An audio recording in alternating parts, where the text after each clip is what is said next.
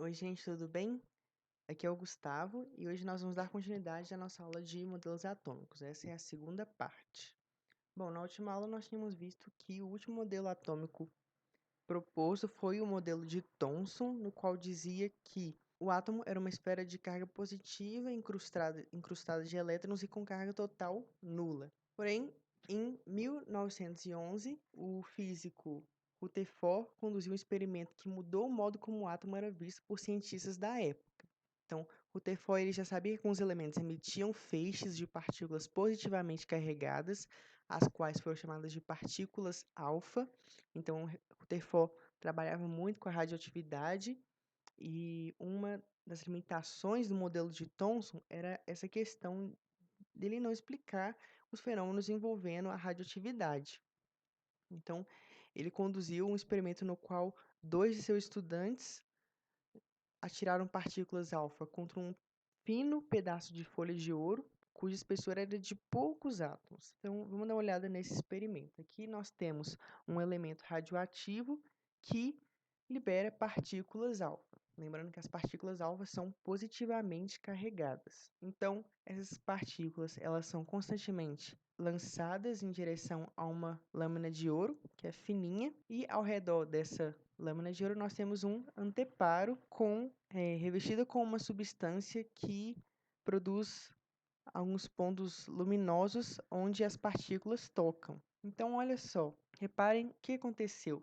A maioria das partículas que foram lançadas contra essa lâmina de ouro atravessaram, sofreram um pouco de desvio. Algumas desviaram mais, como essas daqui, porém tiveram algumas que simplesmente rebateram, né, sofrendo um desvio muito grande, nem chegando a atravessar a folha de ouro. Isso foi algo que entregou bastante Rutherford, porque conforme era esperado, pensava-se que todas as partículas atravessariam a folha sem nenhuma deflexão, já que pensando no modelo de Thomson, como o átomo era um fluido de carga positiva incrustado de elétrons, esperava-se que as partículas alfa simplesmente passassem, mas sem sofrer um desvio apreciável. Então, com isso, Rutherford foi levado a pensar o seguinte: primeiro, a partir dos resultados, né? Ele percebeu o seguinte, que o átomo, na verdade, ele era formado em sua maior parte por espaços vazios, o que explicaria a passagem da maioria das partículas quase que sem desvio, e em uma pequena região central concentra-se toda a massa do átomo. E essa região foi chamada de núcleo e ela possui carga elétrica positiva. Ela era uma região muito pequena, porque algumas partículas elas sofriam um desvio, elas atravessavam, mas sofriam um desvio. Isso significa o quê? Que essas partículas, em algum momento, elas passaram perto de uma região que possui a mesma carga elétrica que as partículas alfa, fazendo com que houvesse uma repulsão entre as partículas alfa e essa região. Então, essa região é muito pequena e ela foi chamada de núcleo, sendo que esse núcleo concentra toda a massa do átomo. Olhem só, aqui a gente já tem o experimento de Rutherford considerando o átomo conforme proposto por Rutherford, que nós temos uma pequena região central e ao redor dessa região central nós temos a eletrosfera, que é onde os elétrons vão ficar, ok? Então reparem que a maioria dos espaços, na verdade, são espaços vazios. Então vamos lançar algumas partículas alfa nessa folha de ouro. Eu vou exibir a trajetória dessas partículas para ficar mais fácil de visualizar. Reparem que, de fato, a maioria atravessa, quase que sem nenhum desvio, porém algumas se desviam, né? Aqui a gente pode ver, mas atravessam. Mas tem algumas que simplesmente batem e voltam porque elas colidem com uma área massiva e que possui carga positiva, no caso, o núcleo. Então, elas nem sequer chegam a atravessar. Agora, vejamos como seria se fosse o modelo de Thomson, né, que é conhecido como o modelo do pudim de passas, no qual a gente tem esse fluido de carga positiva incrustado de elétron. Então, vamos bombardear ele com partículas alfa. O que era para acontecer? Exibir na trajetória, todas as partículas passam quase que sem deflexão nenhuma. Então, elas continuam sua trajetória retilínea e era isso que se esperava do experimento feito pelos alunos de Rutherford. Como esse não foi o resultado encontrado, ele foi forçado a elaborar esse outro modelo. O Rutherford foi forçado a elaborar outro modelo, no qual dizia que a massa do átomo está completamente concentrada nessa pequena região de carga positiva chamada núcleo, enquanto os elétrons de alguma forma estavam em volta desse núcleo. Então aqui a gente tem uma representação do átomo proposto por Rutherford. Um núcleo positivo de carga elétrica total positiva, onde continha toda a massa do átomo, e ao redor nós tínhamos uma região onde os elétrons possuía uma certa trajetória, e essa região era denominada eletrosfera, uma região no espaço. Posteriormente, descobriu-se que o átomo ele era composto por partículas de carga positiva denominadas prótons, representada pelo símbolozinho P+, e por partículas eletricamente neutras, chamadas nêutrons, que é representado por N0. O núcleo não era simplesmente coisa só. Ele era composto por várias outras partículas que estavam ali juntinhas, né, bem aglutinadas naquela pequena região. Porém, o modelo de Rutherford também tinha suas limitações. Ele não explicava como que os elétrons se mantinham afastados do núcleo sem ser atraídos por ele. Por quê? O núcleo ele tinha carga total positiva, certo? Porque ele tinha lá os prótons, e os prótons têm carga positiva. Como os nêutrons são eletricamente neutros, a carga elétrica deles é zero. Então, ao todo, a carga do núcleo continua sendo a soma das cargas dos prótons. Então, o núcleo tem carga positiva, carga total positiva. E se os elétrons têm carga negativa, o mais natural seria que esses elétrons colidissem com o núcleo, né, pela atração elétrica. E isso o modelo de Rutherford não explicava. Então, essa era uma limitação. Então, vamos estudar um pouquinho mais sobre as partículas fundamentais do átomo, né, que acabou sendo, então, o próton, o nêutron e o elétron. Então, essas eram as partículas subatômicas. O átomo era constituído por essas três partículas que eram tidas como fundamentais. Então, a gente tem o próton, o símbolo dele é P+, a massa em quilogramas do próton é 1,673 vezes 10 a menos 27. A massa relativa, que é a que a gente mais usa, a gente usa apenas 1, e a carga do próton é 1,602 vezes 10 a menos 19. Quanto à carga relativa, a gente considera mais 1. Já o nêutron, cujo símbolo é N0, a massa 1,675 vezes 10 a menos 27, a massa relativa 1 também, igual à massa do próton. A carga é zero, que ele é eletricamente neutro, e a carga relativa também é zero. E já o elétron, que é aquele símbolozinho que eu tinha apresentado a vocês na aula passada, na parte 1, é menos. A massa, 9,109 vezes 10 a menos 31 quilogramas. A massa relativa é 1 sobre 1836. Isso significa o quê? Que a massa do elétron é 1836 vezes menor do que a massa do próton e do nêutron. Então, como é uma massa muito menor do que do próton e do nêutron, quando a gente vai calcular a massa do átomo, a gente considera apenas a massa do próton e a massa do nêutron. Então, quando a gente for calcular depois a massa de um átomo em termos da massa relativa, a gente só vai somar isso aqui, ó, a massa de prótons com a massa de nêutrons, né? A massa do elétron vai ser irrelevante no cálculo de massa, porque é muito pequena quando comparada à massa do próton e do nêutron. E reparem o seguinte, a carga, tanto do próton quanto do elétron, são a mesma, né? Elas se cancelam, sendo que a carga do elétron é negativa, claro. Assim como suas cargas relativas são iguais em módulo. Enquanto um é mais 1, a outra é menos 1. O modelo de Rutherford, aliado ao descobrimento das partículas subatômicas, permitiu a classificação das substâncias de outra maneira, né? Então, como que a gente pode definir um elemento químico? O que é o responsável pela identidade de um átomo? Então, o que vai definir se um átomo é um átomo de hidrogênio, é um átomo de oxigênio, ou então é um átomo de nitrogênio, né? O responsável pela identidade do átomo é a quantidade de prótons existentes no núcleo, que é também chamado número atômico, simbolizado pela letra Z. Então, o que vai definir um elemento? Vai ser o número de prótons. A partir do momento que um átomo muda seu número de prótons, ele deixa de ser um átomo do elemento X e passa a ser um átomo do elemento Y. Porque o que vai definir o elemento de um átomo vai ser o seu número de prótons. O que é o número de massa? O número de massa é representado pela letra A. O número de massa é a soma do número de prótons e do número de nêutrons. Então, o Azinho é igual a Z mais N, número de prótons mais número de nêutrons. Então, como os átomos são eletricamente neutros, o número de prótons é sempre igual ao número de elétrons, porque tanto prótons quanto elétrons possuem a mesma carga e a mesma carga relativa.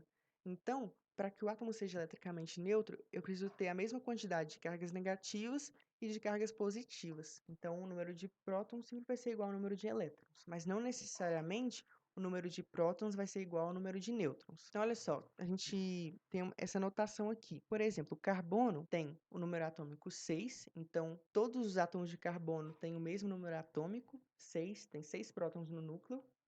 E no caso desse aqui, a massa é 12, o número de massa. Então, olha só, a gente pode dizer, olhando só para esse símbolo aqui, esse átomo de carbono tem 6 prótons, 6 elétrons e 6 nêutrons, né? 6 prótons, porque aqui informa um número atômico, 6 elétrons, por quê? Porque o número de elétrons é igual ao número de prótons, é igual ao número atômico, então é 6 também. E 6 nêutrons, por quê?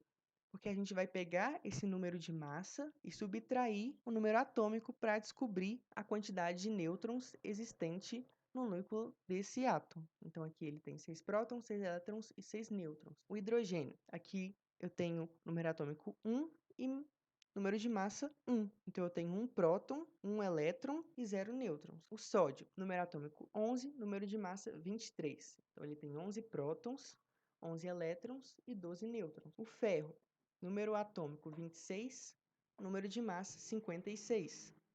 Ele tem 26 prótons, 26 elétrons e 30 nêutrons. O átomo de galho, número atômico 31, número de massa 70. Ele tem 31 prótons, 31 elétrons e 39 nêutrons. Quando o átomo eletricamente neutro perde ou ganha um elétron, ele se torna um íon. Então, a partir do momento que um átomo deixa de ser eletricamente neutro e passa a ser eletricamente carregado, ele se torna um íon. Íons positivamente carregados, que são deficientes em elétrons, são chamados de cátions. Íons negativamente carregados, que são ricos em elétrons, são chamados de ânions. Aqui a gente tem o átomo de sódio, né? Ele tem 11 elétrons ao redor do seu núcleo. O que acontece? Esse átomo de sódio vai lá e perde um elétron. Esse elétron aqui some, vai para algum lugar. O átomo de sódio, ele tinha 11 elétrons e tinha 11 prótons no seu núcleo. Ele era eletricamente neutro. A partir do momento que ele perde esse elétron, ele passa a ter 10 elétrons, mas continua tendo 11 prótons. Então, ele vai ficar com um excesso de carga positiva e com uma deficiência de carga negativa, fazendo com que, no todo, a soma de cargas dê um valor positivo.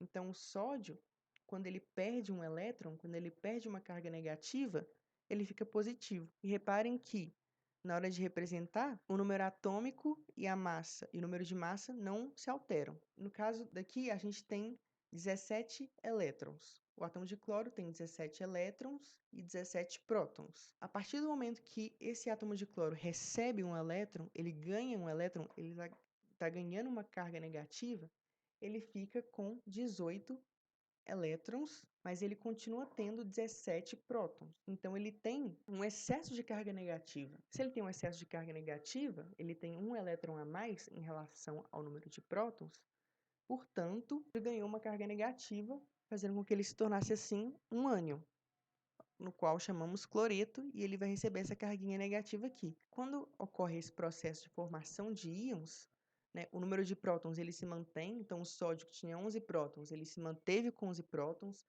o átomo de sódio ele tinha 12 nêutrons e se manteve com 12 nêutrons, a única coisa que se alterou foram números de elétrons, ele perdeu um elétron, ele perdeu algo negativo e ficou positivo. Ao contrário do cloro, né, ele tinha 17 prótons, se manteve com 17 prótons, ele tinha 18 nêutrons, se manteve com 18 nêutrons, mas ele tinha 17 elétrons e como ele ganhou um elétron, agora ele tem 18. Ele se transformou num ânion, ele ganhou algo negativo e, portanto, ficou negativo. Então, perceba que o núcleo do átomo ele não se altera, apenas a mudança na quantidade de elétrons, lá na eletrosfera, ok? O que são os isótopos? Isótopos são átomos do mesmo elemento, que possuem número de nêutrons e número de massa distintos. Então, isótopo significa o quê? Átomos que possuem o mesmo número de prótons. Se a gente falou que o número de prótons é a identidade do átomo, então, quando a gente está falando de átomos com o mesmo número atômico, a gente está falando de átomos do mesmo elemento. E esses átomos do mesmo elemento, eles podem ter diferenças entre si, eles não são idênticos, como a gente vê a seguir. Eles vão variar no número de nêutrons e, consequentemente, vão variar no número de massa. Então, a gente tem o hidrogênio, tem um próton no núcleo e 0 nêutrons no núcleo, e a massa atômica é 1. Mas eu também tenho hidrogênio, átomos de hidrogênio, que tem um próton no núcleo, porém a massa atômica é 2. Por quê? Porque ele também tem um nêutron lá no núcleo. Como também temos hidrogênio, tem um próton no núcleo e 2 nêutrons no núcleo, fornecendo assim um número de massa igual a 3. Agora aqui, o cloro, né? O número atômico é igual, 17, 17, porque a gente está falando do mesmo elemento, porém o número de massa é diferente. Um é 35, o outro é 37. Para o magnésio é a mesma coisa, número de prótons igual, porque é o mesmo elemento, porém, um tem número de massa 24, o outro número de massa 25 e o outro número de massa 26. Isóbaros e isótonos. Isóbaros são átomos que possuem o mesmo número de massa. Então, aqui a gente já não está falando mais de átomos do mesmo elemento químico. Então, são átomos que possuem o mesmo número de massa. Por exemplo, potássio e cálcio. Que apesar de eu ter colocado o mesmo número atômico, né, fazendo com que eles sejam, na verdade, o mesmo elemento, na verdade, o número atômico do cálcio é 20, tá bom, gente? Então, é o seguinte, o número atômico do cálcio é 20, o número de massa do cálcio é igual a 40. Então, o cálcio, na verdade, ele tem 20 prótons no núcleo e 20 nêutrons, fazendo com que o número de massa do cálcio seja igual a 40. E já o potássio, ele tem, de fato, 19 prótons no núcleo e tem 21 nêutrons no núcleo, fazendo com que ele também tenha um número de massa igual a 40. Então, tanto potássio quanto cálcio são isóbaros. Lembrando, corrijam, o número de prótons do cálcio é 20. O número atômico aqui não é 19, é 20. E já os isótonos são átomos que possuem o mesmo número de nêutrons. Então, por exemplo, boro e carbono. Boro, número atômico 5, número de massa 11. Então, ele tem 6 nêutrons no núcleo. E o carbono, ele tem 6 prótons no núcleo e 6 nêutrons no núcleo, já que seu número de massa é 12. Então, essas são algumas relações de semelhanças atômicas, né, que são muito importantes, principalmente a relação dos isótopos, que a gente vai estudar depois radioatividade, que é muito importante. Bom, gente, então é isso. Essa foi a segunda parte da nossa aula de modelos atômicos. Quaisquer dúvidas que lhes apareçam, vocês podem entrar em contato pelo e-mail. E muito obrigado. Até a próxima.